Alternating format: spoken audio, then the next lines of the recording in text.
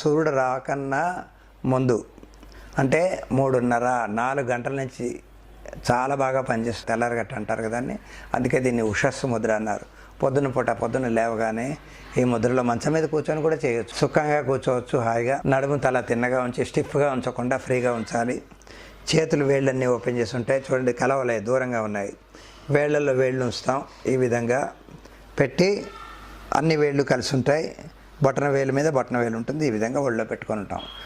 ఆ చేతులు ఈ భాగాన్ని ఏమంటారు, చేతి భాగం అంటారు. ఇలా ఉండాలి, ఈ విధంగా పెట్టుకొని కూర్చోవాలి. దీన్ని ఉషస్సు ముద్ర తెల్లారగట్టనే సూర్యుడు రాకముందు చేస్తే చాలా బాగా పనిచేస్తుంది. ఈ స్థితిలో ధ్యానం కూడా చేయొచ్చు. ఎంతసేపు చేయాలి అంటే మన వయస్సు ఎంత ఉంటే అంతసేపు చేస్తే చాలా మంచి రిజల్ట్స్ ఉంటాయి. మరి అంతసేపు చేయలేని వాళ్ళు తక్కువ 20 నిమిషాల పాటు కళ్ళు మూసుకొని మంచం మీదనే లేవగానే ఉండాలి. బద్ధకాన్ని దూరం చేస్తుంది.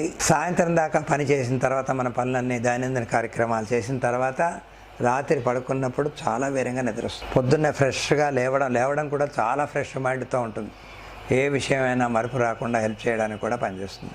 దీన్ని ఉషస్సు ముద్ర అంటారు. ఈ విధంగా అన్ని వేళ్ళు చూడండి కలిసి ఉంటాయి, వేళ్ళల్లో వేళ్ళు ఉంటాయి.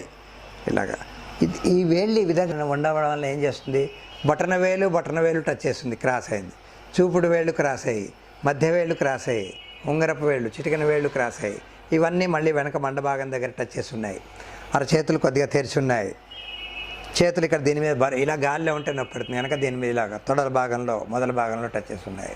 దీనివల్ల ఏం చేస్తుంది, శరీరంలోని ఎనర్జీ లెవెల్స్ పెరుగుతుంది. శరీరంలో ఎనర్జీ లెవెల్స్ పెరిగితే ఏమవుతుంది, రాత్రి దాకా అస్సలు నీరసం అన్నది, బాధ ఏమీ ఉండదు. హాయిగా శరీరం పని చేయగలుగుతాం. పడుకున్నప్పుడు చాలా మంచి నిద్ర వస్తుంది. తెల్లారే దగ్గర 4-4:30, 5 లోపల మెలకు వచ్చేస్తుంది. ఇది ఉషస్సు ముద్ర, చాలా పవర్ఫుల్ ముద్ర. ప్రయత్నం చేసి చూడండి, ఎటువంటి రిజల్ట్స్ వస్తాయి.